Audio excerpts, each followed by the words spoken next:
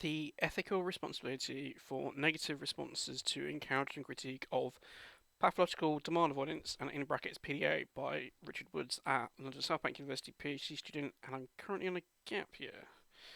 So, yep, my perspective. Diagnosed as autistic in 2012, I now try to use a post-autistic identity, which I mean by that is I try not to base my identity on these diagnostic categories. I did meet Elizabeth Niece's PDA Behaviour Profile, but I'm not emotionally attached to it. I have a large family which has lots of baggage in it, and several of them are neurodivergent. I have an 18-year-old half sister who's been avoiding school for 6 years, and their actions have caused significant problems. Um, Academically, I'm part of the critical autism/disability studies group at London South Bank University. As I said, I'm on a gap year from a PhD. I'm the project lead for the PDA special issue in Frontiers in Education. I do peer review PDA manuscripts. I try to equally respect divergent views and evidence to critically synthesize appropriate interpretations on PDA. This is my interpretation of PDA and its literature. Others may disagree. So I do have some controversial interests. I do earn some income from different training sessions on PDA. Damien Milton, who is mentioned in this talk, is a PhD supervisor of mine, and I reluctantly advocate for PDA to be attributed as a standalone diagnostic construct. So, yeah, if you would you mind liking and subscribing this to the channel and liking the video? That would be pretty handy. Um, so yeah, currently I'm doing this as a side project. This channel to try and make my work more accessible to other people. An alternative route forward is if I have like a channel member as an Patreon option. At least that way I could produce at least 2 videos a month, including kind of reaction videos to PDA scholarship, and I can like have a Discord and other people and other bits and pieces. Um, just let me know if anyone's interested in that or not. So yeah, um, the sections of this video we'll have the introduction, the likelihood of encountering critique of PDA, severity of the responses to encountering critique of PDA, and kind of conclusion. There'll be appendices which I will very quickly hover on towards the end, and same with the references. Um, in terms of controversies mentioned in terms of the critique of PDA, I do not have time to go into full breadth and depth on all the kind of controversies out there. I'm just going to try and put out like some examples to indicate that it is there and it's quite deep. So um, yeah, I'd encourage people to go away and do other reading and engage with videos on the topic if you want to get a more fuller and nuanced understanding of the kind of controversies surrounding PDAs. So um, in terms of PDA itself and the introduction, PDA is quite it is controversial, but there's a lot of passions both for and against PDA, and there can be some quite extreme responses going on to encountering divergent outlooks on it, which is a bit of an issue considering it is a polarized topic. Um, so kind of moving on to that, this is my current position on PDA as someone who's known to be critical of it. It's from a recent article I published on Lancet Child and Adolescent Health where I say I share the concerns about the difficulties which can be extreme in nature of children, young people, and adults attributed with with PDA and their families' experience, and that these individuals need to be appropriately supported due to pressures due to pressures from difficulties they face. For example, as indicated by Gilbert and colleagues, uh, and that basically because of this, these PDA children, young adults, and their families, um, well, mainly the caregivers, can be viewed as vulnerable groups. So moving forwards, it's just a basic risk assessment matrix. So you got the likelihood on the y-axis and severity on the x-axis, and yeah, and you obviously use times and to get the risk for it. So yeah, I'll be talking about likelihood first. So in terms of likely encountering critique PDA, the option, the first point I find out is that PDA is controversial. Is recognised to be controversial, and it has been robustly challenged in the academic literature. for over 20 years at this point. So, yeah, going back to Ellen Geralda in, going back to Lorna Wing 2020, yeah, sorry, 2002 is the first one, but moving on. So, an example of a good reason why PDA is controversial, and to be kind of critical of PDA is it's a pathological descriptor in pathological demand avoidance. There is a lot of unease out there in print and within a kind of practice-based community around the pathological descriptor. So, for example, Judy Eaton in a 2018 book said that the pathological descriptor is derogatory and an unhelpful name. Newson themselves were uncomfortable with the pathological descriptor and hoped it would be temporary. So it's worth pointing out that the other name that Newson and colleagues were using at the time, about 40 years ago, was Mardy syndrome, so not particularly much better. Um, yeah, so there's over a dozen different names in print for PDA if one wants to look at it, and the full list of extant names I found for it is on sides 46 and 47. So, in terms of the PDA strategies, um, it's claimed that PDA requires different strategies from autism, and that's meant to be a justification for its clinical needs.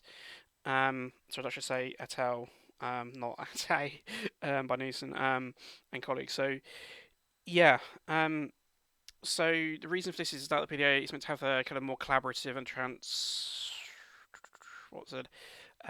transactional strategies and approach compared to autism, which is kind of contrast to have kind of rigid environment and routines-based approaches. Um, but that approach is argued to be outdated approach to autism strategies. It's also been argued that PDA strategies replicate generic good practice, and that comparable approaches to PDA strategies have already been used with autistics independent of PDA for a number of years.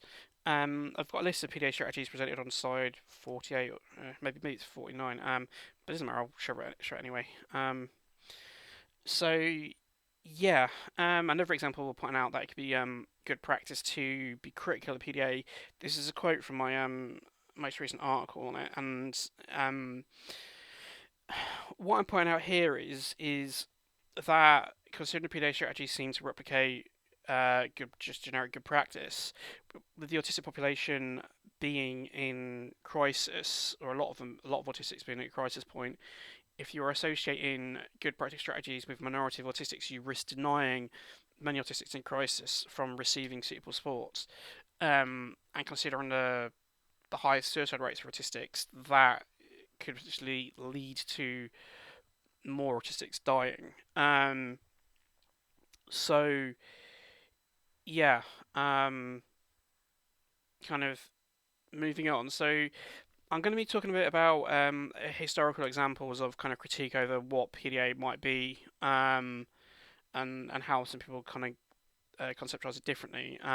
Mainly focusing on, is it a distinct entity, or is it representing features of accepted kind of psychiatric constructs? So Neeson herself, who during their seminal PDA research questioned if some of the features were due to ADHD, mainly the fleeting behaviours. This is from a 1996 conference paper. Um, and I said Lorna Wing was the first in print, both by herself and co-author with Judy Gould, questioning if PDA is a distinct syndrome, because Lorna Wing argued in her 2002 book that the PDA features are basically seen throughout the entire autistic population. They also went on to say that some autistics can benefit, can gain reward from upsetting others. So, and again, I literally question if it is a distinct, if it's a separate syndrome, basically. So, yeah, again, when co-authoring with Gould makes the same point. And this is going on to Liza Nyon's 2013 PhD thesis. So Liza Nyon's questions if PDA can be modelled as a collection of features from various accepted difficulties and psychiatric constructs. So in particular this case, it's callous and emotional traits, conduct problems, inattention/hyperactivity, uh, emotional symptoms/anxiety, and autism features. And where all these are sectors, where you kind of get nuisance PDA, and this is all kind of meant to be the most impaired ends of them. So you can tell it because the temperature's gradient. The more transparent, with the more kind of severe an output, severe in quotation marks there, and a kind of less impaired, whereas more transparent. So um, yeah, this kind of concept that PDA can be modelled as a collection of features that are belonging to accepted difficulties and psychiatric constructs is recognised by Arbiter's clinical practice. So, for example, in 2020, NICE was asked to consider like a separate guidance for PDA, and its response was no because the evidence wasn't there to justify that. And they also said our different topic experts said that PDA can be suitably modelled um, as its features belonging to accepted areas of difficulty and psychiatric categories like ADHD and oppositional defiant disorder and anxiety, for example. And you kind of just treat PDA features based on um, different kind of bespoke support packages, basically. So yeah. Um, so these are just some examples in literature, examples of viewing PDA as being problematic viewing PDA as autism. So Wing with Lorna Wing with Judy Gould and Christopher Gilberg suggested in 2011 that PDA may not be caused by autism, so a double hit. A couple of papers came out suggesting that PDA is not caused by autism, but instead by hyperactivity, conduct problems, and then with anxiety. There's another paper suggesting that PDA might be a triple hit of autism, conduct problems, and anxiety. The point here is that PDA cannot be something that is more than. So this is basic logic of A plus B plus C does not equal A. Um, and there is some research suggesting that PDA is a pseudo syndrome. So one of the better quality tools is Snyder et al. 2022. So yeah, this was a response from Christopher Gilbert et al. And colleagues to an article of mine. And they basically said they agree with me that it remains to be seen if PDA will fit into future psychiatric diagnostic systems and whether it's desirable to retain it as a unitary condition. So, but basically, we don't know how we should be approaching it, which is basically where we are with our knowledge on the topic. The point I'm making on this one is that it is reasonable to expect people discussing PDA to engage with alternative perspectives and to consider multiple different explanations for what's going on with it. So the point here is this is from the Godartel Systematic Review on PDA, and they literally said here that the evidence that they looked at was too poor quality to suggest anything about PDA definitively. So, but he also said that there's a general failure to take account alternative explanations of behaviours under study. So, the implication there is that people should be considering alternative explanations for what they're seeing. This is a more recent paper again in the journal Autism. That it's this paper by Neratel is pointing out that the neurodiversity movement and how it's currently conceptualized, and neurodiversity is currently conceptualized, sorry, is primarily a white, globally north-based construct, and so it's literature. So they are pointing out that there are comparable approaches from BIPOC and global majority cultures that should be recognised and incorporated in neurodiversity, kind of how it's conceptualised and its associated literature. And I point out that this point is equally applicable to PDA because currently most PDA research is based on speaking PDA as well and suspected, well mainly in suspected autistic samples, and PDAs without intellectual disability, again in global north countries. So that represents a small minority of the global PDA population. So you're looking at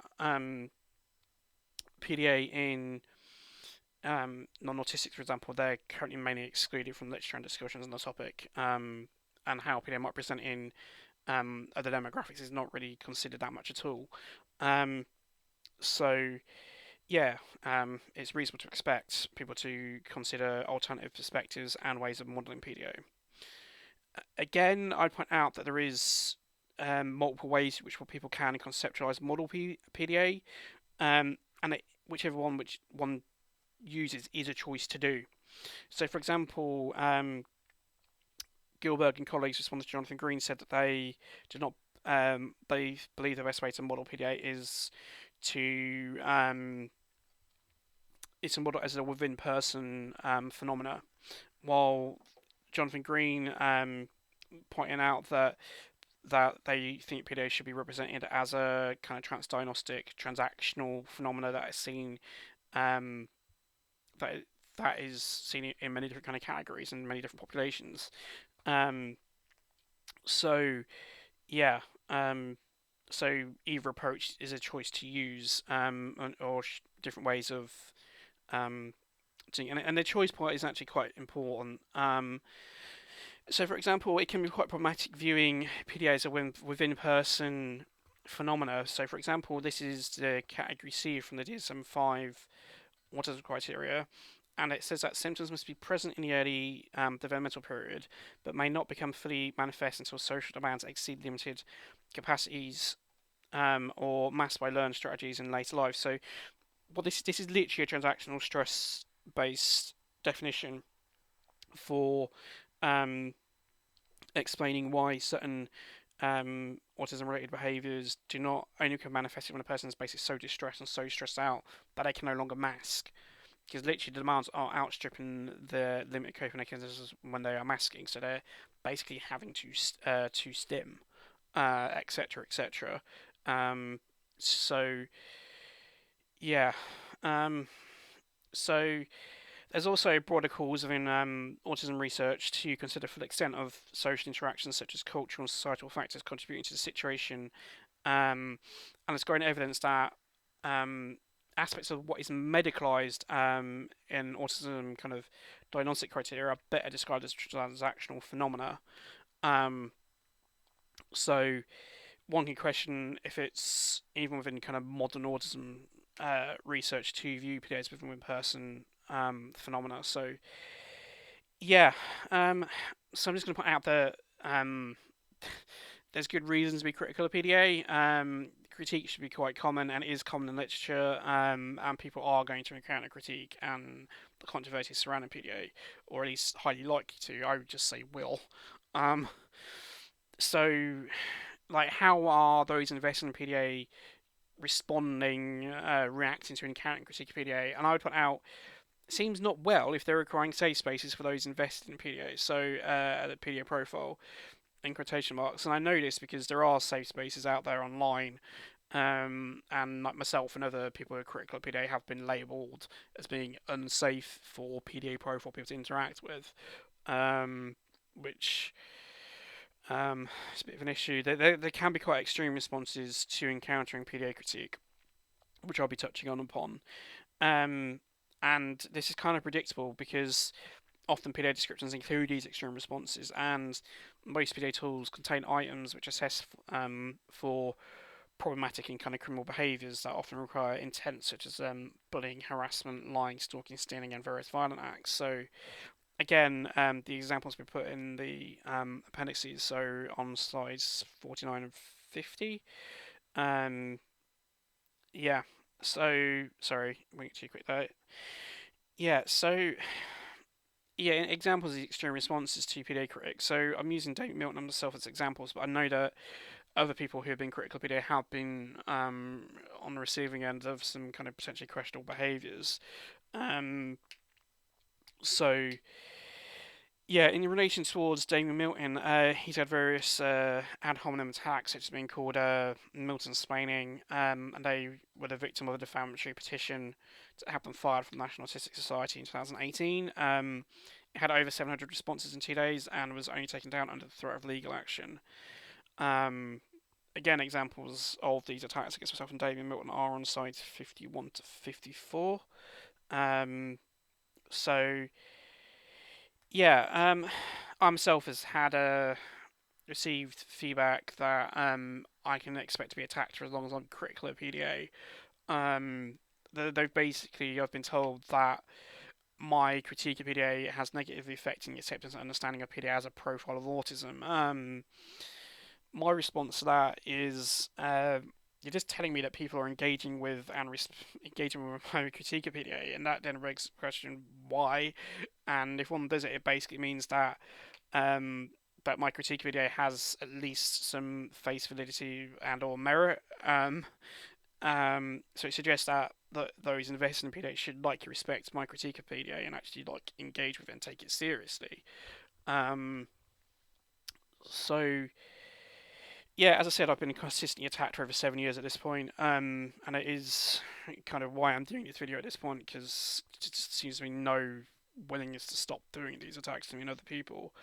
Um, so yeah, as I said, I can expect to be attacked for making this video and continuing to critique PDA. I forgot to mention that me and Damien Milton both consider ourselves to be a PDA. It's a claim that I don't have PDA despite these people not knowing me or seeing my medical records. They also basically ignore my own competence and yeah, basically. Um, I should point out that it appears that the actions by those investing in PDA towards PDA critics like myself and Damien and others, the PDA committee seems to view those actions as justified and acceptable. Um, the PDA committee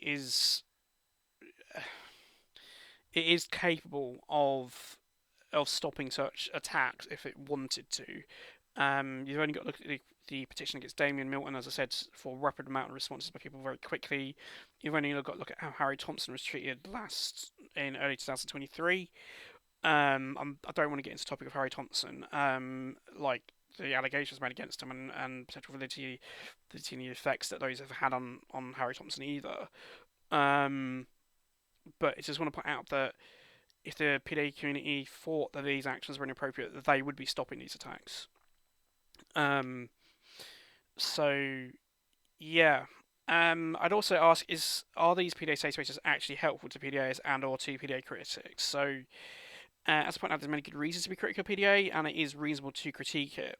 PDA has been controversial for over 20 years and consistently challenged. So, as I said, people invest in PDA will encounter critique of PDA. It's reasonable to expect those invested in PDA to respect alternative perspectives. Like for example, as Neratel kind of pointed out in relation towards neurodiversity, the same arguments are applicable to PDA as a profile or any conceptualization. So moving on, this is an example of why it's reasonable to expect those investing in PDA to engage a diverse perspective. So um, more recently, there's a kind of a debate around splitting demand avoidance by if it's rational or irrational in nature. I have problems with this split, but I would kind of question who decides what is rational and or irrational demand avoidance. So, like, who decides if demand avoidance is rational or irrational for non-speaking PDAs, for PDAs without intellectual disability, with intellectual disability? Who decides if demand avoidance is rational or irrational for non-autistic PDAs? Who decides if demand avoidance is rational or irrational for PDAs from other cultures, such as global majority, or especially like collectivist-based cultures? Who decides if demand avoidance is rational or irrational um, for PDAs that are not part of the PDA community? Like myself, I choose not to be part of it. You can argue I have good reasons to not be part of it, considering how they treat me. Um, like who decides if my demand avoidance is rational or irrational? Um, so Yeah, it's also been put in print that prematurely reifying PDA will create confusion for caregivers and others involved, including clinicians, and that prematurely reifying PDA, so such as like creating these PDA safe spaces, um, it can be a range of there can be a range of expectation and confirmation biases present from doing that, and again, people pointed out that prematurely reifying PDA is a risk to clinical language validity, turning nosology upside down, and is a recipe for clinical and research confusion. So again, I'd ask: are these PDA safe spaces like could it who they're actually helping. Are they helping PDAs and or PDA critics? Um, so there's a range of kind of responses that some can kind of um, yeah, there's a range of responses that people can express to encountering critique of PDA. Um, and yeah, I mean, some are quite significant, quite problematic, um, and even the minor ones are like to be an issue because they're requiring these safe spaces, I'm putting that in quotation marks, to exist. And I don't know. Give me a pause that. So yeah, we're on a conclusion now. So probably should be wrapping up within the next 5 to 10 minutes. Yeah, PDAs and PDA caregivers are vulnerable persons. PDA critics generally accept that some people are expressing PDA features and that PDAs and their families do require suitable support, such as using PDA strategies and/or equivalent approaches and strategies should be used. So, as pointed out, PDA is controversial, and what is PDA has been consistently questioned for over 20 years, and it's reasonable to critique PDA, and there are many good reasons to be critical of it. And it kind of pointing out here, which is something that's quite important from my perspective, is that um, yeah, um, scientific-based research is not about proving one's beliefs. So these are screenshots from Gilbert et al. 2024, and they're saying that they do not believe. They're basically saying they believe the best way to model PDA as in a within-person phenomena, and they're saying that they believe that. And as I point out, like scientific method-based research is not about proving one's beliefs. Um, so yeah, in terms of as pointed out, those investing in PDA will encounter critique of PDA. It is possible to critique the social construct of PDA while accepting that people are expressing the behaviours described by PDA existing. So what I mean by that, people can question the assumptions around PDA while still saying that people are expressing them.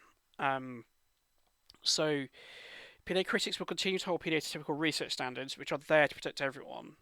The standards that PDA critics are holding PDA to, but there to prevent other scandals from happening, such as the MRI vaccine causing autism scandal, because obviously MRI vaccine does not cause autism. I need to be quite clear about that. So yeah, it is pretty cool that some of those invested in PDA will express problematic behaviours towards PDA critics. Not only do you have 7 years worth of evidence of this, you also said it's predictable from the PDA descriptors and from the features that are described in, assessed for in PDA tools. It's also inherently reasonable to expect those investing in PDA to respect alternative perspectives on it. So, yeah, it's unacceptable how some people are treating PDA critics. And it's inherently unreasonable to expose PDA critics to experience abuse because some are choosing to prematurely reify PDA. It's equally applicable to avoid being exposed to vulnerable persons arrested PDA to express negative responses because some are choosing to prematurely reify it. So what I mean by this is that people should be presenting balanced, accurate information to PDA and choosing to not prematurely reify it. Basically, going these different ways in which you can model it, and it can be approached this way, and basically saying we don't know yet if PDA is a distinct thing, and it's been quite clear and upfront about that. So sorry, yeah. I accept that this is quite a lot of demands to be placed on those invested in PDA, but these are demands which had already been placed on them. And it is something that those research and discussing PDA should already be considering as part of their ethics, like what are the potential adverse effects of exposing vulnerable people by prematurely reifying PDA.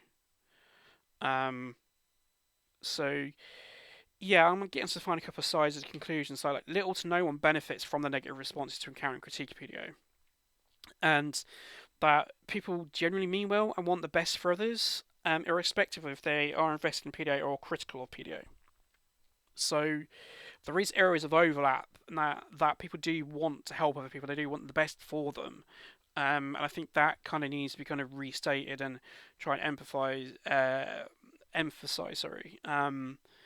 that kind of aspect. It should be obvious that prioritising outlook on a contested topic like PDA is unscientific and problematic. And and again, our alternative hypothesis of PDA needs to be kind of engaged with and tested. So, because yeah, I mean, if all you're doing is only researching PDA as a profile of autism and ignoring alternative hypotheses, you aren't falsifying the other hypotheses. You're just ignoring them. Um, which isn't science for one point, and it doesn't really tell us. It doesn't give us information to inform the best way to go about modelling PDA or how to approach it. Um, so yeah, I thank Angela Kingdom, Nicola Martin, and Paula Sanchez for feedback on the slides, and I'm going to end with may your STEMI activities be many and your flow states long, which is equivalent to live long and prosper for neurodivergent people. So yeah, these are my contact details, so my email, X Twitter handle, my research case slides, the YouTube channel which you should be watching this video on. Um, there are 11 appendices slides, I think, off the top of my head. I'll be lingering on them for a few seconds each, so that if you want to pause the video, you can do. And yeah, so the first two are for alternative names for PDA, and these are the references are in the references. So yeah, this is a slide for PDA strategies that are listed. The next section is on the kind of problematic behaviours slash criminal behaviours that are assessed for as part of PDA tools. So yeah, this is from WIDS 2022. I'll put links in the description to this and to the DISCO. The DISCO is a semi-structured interview by the National Statistics Society, which is used to assess for autism. It has 11 revised questions that are can be used to assess for PDA in it's meant to be for autistics, but it's open access. So, but yeah, and there is some quite extreme behaviours in here. If people take the time to look at them, so yeah. I'm getting on to the examples of attacks against Damien Milton and myself. So this is a meme by one person that was targeted at Damien, and the other rest of them are attacks against myself. So yeah, I should point out that this is meant to be a joke. I think it's blatant bullying. I'm not particularly impressed that this even exists. I don't see anyone would be. This is another example of a pretty derogatory post by them this year. I can refute the claims in there, and I have contacted them to see if they would stop it, and they're just not interested. And what I mean by stop it is just stop attacking me, basically. And this is the latest, another example. So this is by I was corresponding with this person to get them to try and convince them to stop attacking me. It turns out they were publishing my correspondences without my consent and knowledge, which I am viewing as a form of bullying. So moving on to the reference size, there's 6 reference sites. I'm not going to be lingering on them too long. You can pause the video to access them or access the link in the description to the slides. So I will be putting out a PDF version of the slides as well as a PowerPoint, so that people can access whichever version is most suitable for them. So yeah, this talk was shorter than I feared. It's slightly longer than the version that I delivered earlier today at the Disability Research Forum at Sheffield Hallam University. Well, it's virtually online, but run by Sheffield Hallam University. So yeah, that's the last reference slide. So that's it. So thank you for your time. I hope you have a good day, good weekend, or whenever you listen to this, and hopefully you'll be back to watch more soon.